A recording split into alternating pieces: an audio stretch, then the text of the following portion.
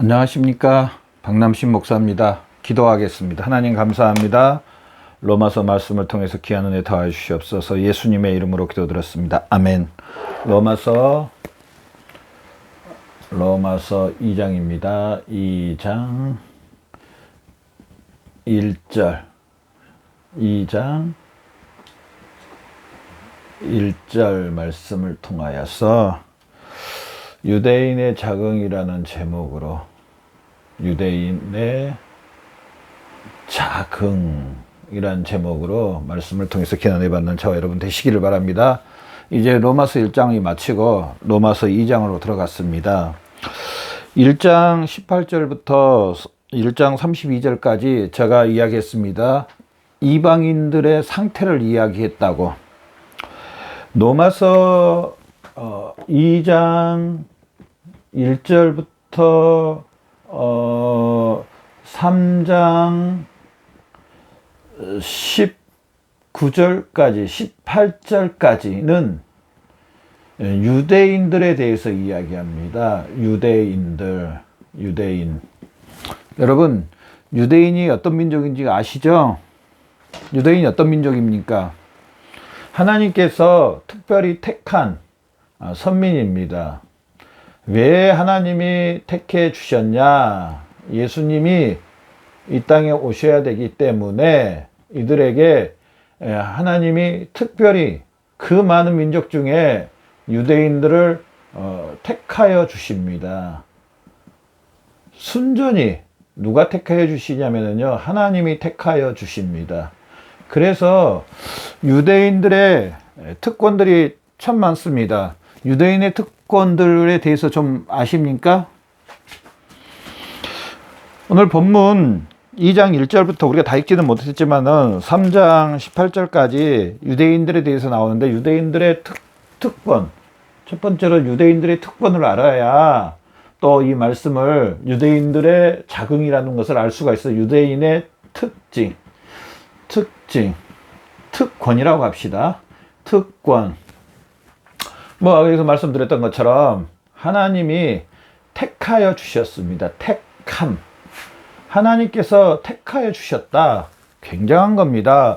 이 민족을 통해서 예수님이 이 땅에 오시는 엄청난 하나님 편에 보셨을 때는 유대인들이 엄청난 민족입니다. 사실은 유대인 자체가 대단하다는 게 아니고 하나님께서 이 백성을 택해 주셔가지고 예수님을 이 땅에 보내신 우리를 구원해 주시기 위한 그 구속사역에 하나님의 일을 하시기 때문에, 하나님이 직접적으로 일을 하시기 때문에 이 유대인들을 하나님이 보실 때 유대인들은 대단한 귀중하고 소중하고 정말 무엇보다도 귀중한 존재들입니다. 하나님이 그 많은 민족 중에 유대인들을 택하여 주셨다. 두 번째로 유대인의 큰 특징은요, 율법을 주셨습니다.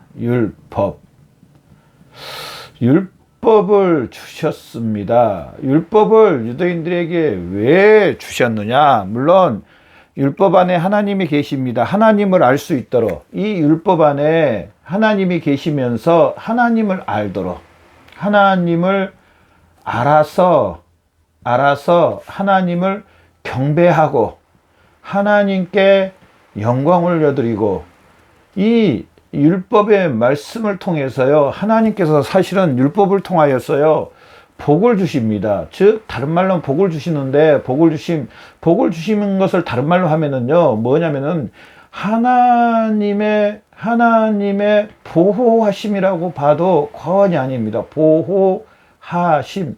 이 율법의 말씀을 통해서 특별히 하나님이 보호해 주십니다. 이미 구약 성경의 출애굽기 말씀이라든지 레위기 말씀이라든지 신명기 말씀을 통해서 보면은요, 여호와의 율례와 법도를 따라 행하면 하나님께서 보호해 주시고 복을 주시는 것, 하나님이 지켜 주시고 인도해 주신 것을 이미 구약 성경에 나와 있습니다. 이 율법을 통해서 하나님을 알아서 경배하고 찬양하고 복을 주시고, 마지막으로요, 이 율법 안에 율법 안에서 누구를 보도록 율법을 주셨냐면요, 예수 그리스도를 보도록, 예수 그리스도를 보도록. 그래서 이 예수 그리스도를 믿음으로 구원 받기 위하여 이 율법을 주셨다는 사실입니다. 그런데 제가 계속 말씀은 유대인의 자기에 대해서 말씀하기는 유대인들의 최고의 이 잘못은요, 이 율법 안에서 누구를 보지 못하냐면 예수 그리스도를 못 봅니다. 이게 최고의 단점입니다. 어찌 보면은요, 유대인들에게 율법을 주신 최고의 특권 중에 하나는 이 예수 그리스도가 달려 있습니다. 이 예수 그리스도가 최고의 특권입니다, 사실은. 그런데 유대인들은요, 이 최고의 특권을 묵살시켜버리고요, 그 커튼으로 딱 이 부분은 쳐놓고요, 아주 우리 커튼 칠 때 빛 하나도 안 들어오게 할 수 있잖아요. 빛 하나도 안 들어오게, 조금 0.0001%라도 예수님에 대해서 알지 않도록 다 커튼을 닫아버리는 겁니다. 유대인들의 최고의 실수가, 최고의 잘못이 여기입니다. 유대인들에게 이렇게 율법을 주시고, 하나님 택하여 주시고 율법을 주시고, 또 유대인들에게요, 할례라는 증표를 줬습니다. 이 할례는요, 어떻게 보면은 거듭남이라고 해도 과언이 아니고, 이 할례를 통해서 하나님의 백성이 되는, 하나님의 자녀가 되는 여러 가지 이런 것들이 있습니다. 이 할례를 통해서 거듭남에 대해서, 죽고 살아나심에 대해서, 하나님의 백성이 되는 방법에 대해서 알아야 되는데, 단순히 할례를 행했다는 거, 율법 안에 있는 이 할례를 행했다는 거, 이것만 가지고 또 유대인들은 이걸로 인해서 구원받는 걸로 이렇게 생각을 하고 있습니다. 자, 이 귀한 유대인들의 이 특권이 사실은 유대인들에게 엄청난 큰 그거 있잖아요. 유대인들에게 엄청 큰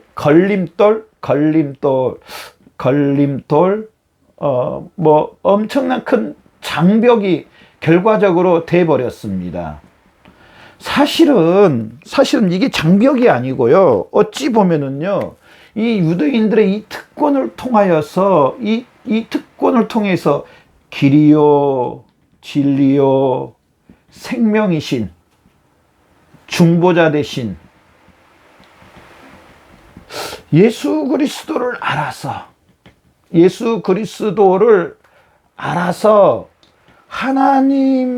하나님의 온전한 자녀가 돼야 되는 게 맞는데, 오히려 이게 걸림돌이고 장벽이 되어버렸다. 유대인의 이 특권이, 하나님이 택하여 주시고 율법을 주시고 할례를 줬던 이런 것들이 장벽이 돼버리고 걸림돌이 됐다는 사실, 얼마나 아쉽고 안타깝고 얼마나 마음 아픈 일입니까? 우리 그런 거 있잖아요. 가끔 여러분 그런 거 들어보셨어요? 스포츠 선수들이 너무 재능이 좋아서 이 선수는 앞으로 엄청난 훌륭한 자질을 갖고 있고 엄청난 스타가 될 그 선수여서 큰 회사에서 스카우트를 해가지고 우리 팀에서 너는 뛰어라, 내 모든 걸 다 보장해주마, 돈도 많이 주고. 그런데 이 선수의 이런 너무너무 좋은 장점 때문에 이 선수가 게을러지고 또 타락했고 잘못해서 그 귀한 것들을 다 놓쳐버리고 잃어버리는 그런 것들을 볼 수가 있습니다. 여러분 가끔 보면 있어요. 어느 분야에요, 그 재능이 너무 뛰어나서 노력도 안 하고 생활도 방탕해버리고 그런 것들이 있어요.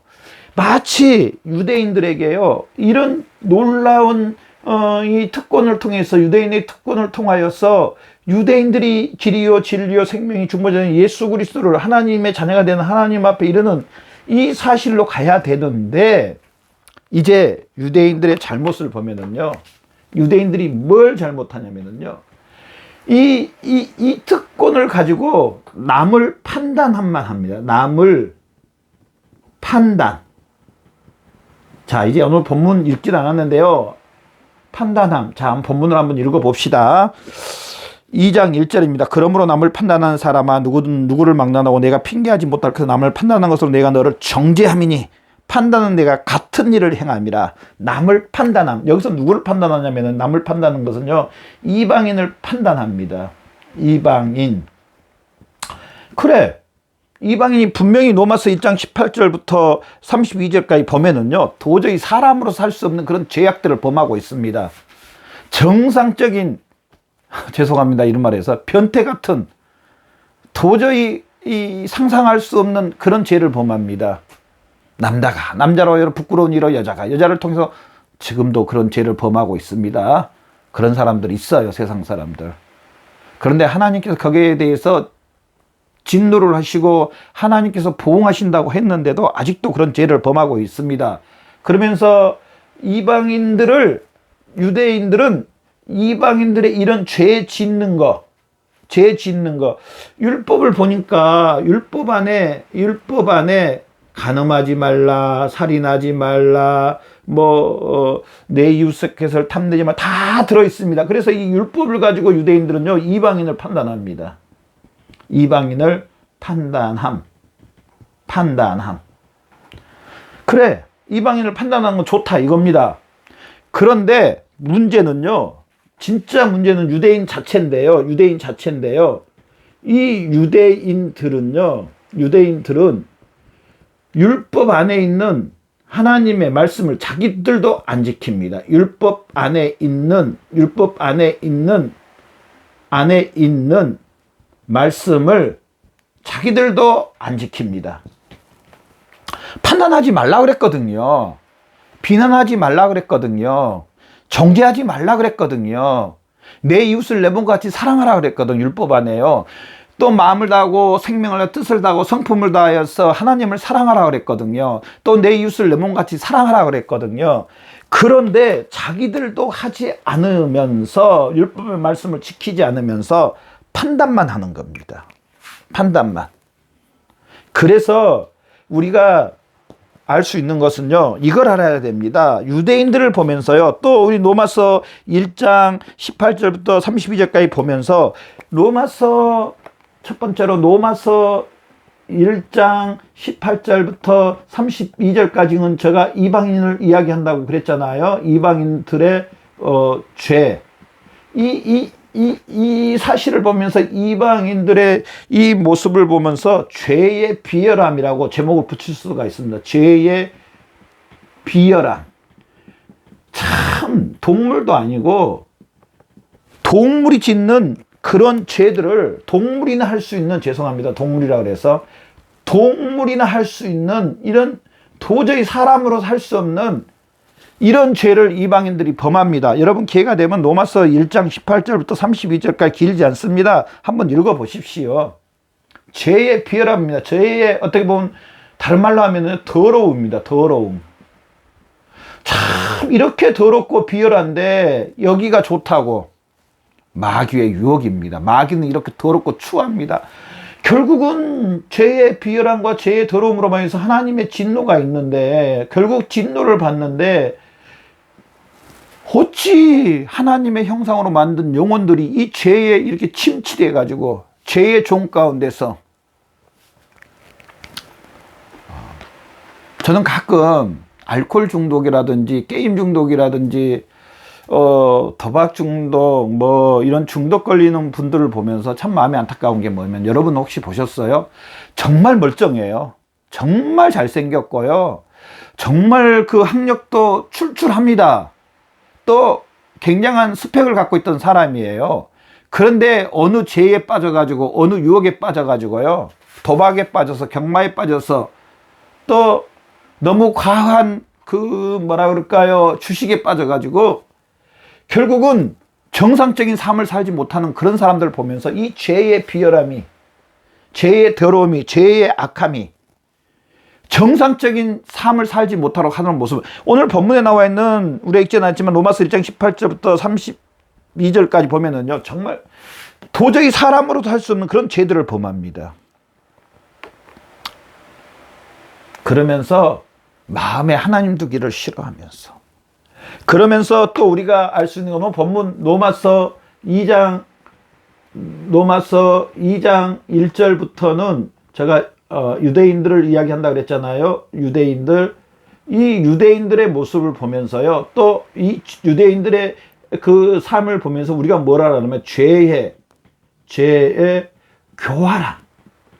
참 죄는 교활합니다. 마귀는 이렇게 교활합니다. 교활. 뭐에 교활하냐? 뭐가 교활하냐? 자, 봐보십시오. 자기들은 엄청난 의인인 척 하면서 사실은 속에는 죄를 범하고 있습니다. 죄를 범하고 있습니다. 죄를 범하고 있어요. 이게 죄의 교활함입니다. 남을 판단을 합니다. 남을 판단합니다. 그런데 오늘 본문 말씀에 봐보십시오. 그러므로 남을 판단하는 사람아 누구든지 막나고 내가 핑계지 못할 것은 내가 나를 판단하고 내가 너를 정죄함이니 판단하는 내가 같은 일을 행함이라. 그러면서 우리가 다 읽지 않았는데 2절에 보면은요, 이런 일을 행하는 자에게 하나님의 심판이 진리대로 되는 줄 우리가 아노라. 자, 그러면은 죄의 교활함은 뭘로 비춰봐야 되느냐? 진리의 말씀, 2장 1절 말씀, 진리의 말씀으로 비춰봐야 됩니다. 진리의 말씀. 이 죄의 교활함은요, 이 진리의 말씀을 싹 빼버립니다. 유대인들은 이 진짜로 율법의 전체의 말씀을 싹 빼버립니다. 그냥 자기들이 원한 것만 가지고 판단을 하는 겁니다. 혹시 저나 여러분, 우리도 그러지 않는지 잘 들어봐야 됩니다. 우리 그리스도인의 신앙생활은요, 어느 말씀 몇 구절이 아니고요, 어느 행동 몇 가지가 아니고요, 전체적입니다. 사실은 머리부터 시작해서 이 머리로 인해서 전체 지시를 받고 사는 겁니다. 즉 뭐냐면은요, 서신서에 나온 말씀처럼 뿌리서부터 나무가 자라 올라가는 것처럼 예수 그리스도로 인해서 우리는 예수 그리스도가 뿌리고 우리는 그 뿌리에서부터 영양분을 받아서 자라서 올라가는 겁니다. 나무가 자랄 때 봐보십시오. 어느 한 부분만 자랍니까? 그러지 않습니다. 제가 시골에 살면서 나무를 유심히 관찰해 봤는데요. 자, 나무가 이제 나무를 딱 심어 놓으면, 씨부터 심어 놓으면 이게 어느 정도 올라오면서, 새싹이 올라오면서 그 떡잎이라고 하죠. 이파리도 나오고, 그러면서 키가 커져가면서 가지도 나오고, 전체적으로 이렇게 자랍니다. 어느 한 부분만, 그 한두 가지만, 지금 유대인들은 뭘 가지고 이야기하냐면 자기들이 택함 받았다는 거, 여기에 택함 받았고 율법을 받았고 할례를 받았다, 이 몇 가지만 가지고 남을 다 판단합니다. 죄의 교활함입니다. 원수 사탄 마귀는 그 사람이 잘하는 한 두세 가지 가지고요, 넌 됐어, 너는 최고야, 그렇게 합니다. 혹시 자나 여러분 어떻습니까? 한두 가지 가지고 내가 다야, 나는 엄청나, 혹시 이러지는 않습니까? 당연히 안 그럴 줄로 믿습니다. 오늘 이 말씀을 통해서 유대인들 보면서 우리가 알 수 있는 것은 예수 그리스도가 생명이요 뿌리입니다. 예수 그리스도 안에서 이 뿌리가 영향을 받아서 전체적으로 자라는 것처럼 우리의 신앙생활은요, 바로 뿌리 대신 예수 그리스도로 전체적으로 자라서 성장해서 열매를 맺어 올라가는 겁니다. 그래서 자라고 성장하고 단단해지고 굳건해지고, 유대인들은요 완전히 편파적이었습니다. 죄의 교활함입니다. 저나 여러분, 우리 진리의 말씀에, 전체적인 이 진리의 말씀에 우리의 삶을 어떻게 해야 되냐면요, 진리의 말씀을 우리 삶 가운데 적용을 해야 됩니다. 전체적인 성경 말씀에, 전체적인 성경 말씀에 우리를 적용해야 된다는 사실입니다. 여러분, 얼마나 전체적인 하나님의 말씀에 내 삶과 내 인격과 내 마음과 내 존재를 적용하십니까? 체크해 봐야 됩니다. 나는 얼마나 이 말씀에 적용하며 사느냐, 얼마나 이 말씀에 통제를 받고 사느냐, 얼마나 이 말씀에 순종하고 복종하며 사느냐. 유대인들은 그러지 않았습니다. 자기들의 그 특권 몇 가지 가지고 다른 사람을 다 판단해버리고, 정작 마음과 행동은 따로 노는, 실제로 다 행하지도 않았습니다. 딱 자기들의 특권 이것만 가지고 이야기합니다.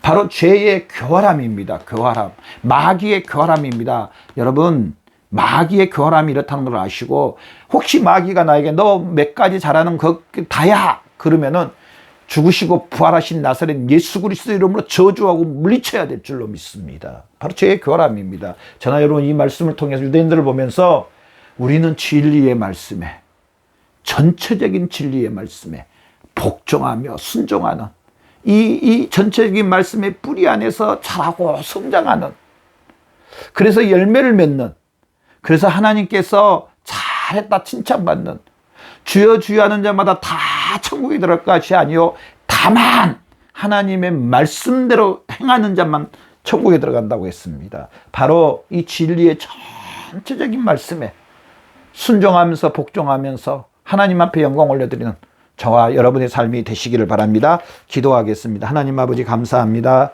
오늘 말씀을 통해서 전체적인 하나님의 말씀에 온전히 순종하고 복종하는 우리의 삶이 되게 하여 주시옵소서. 감사하며 예수님의 이름으로 기도드렸습니다. 아멘.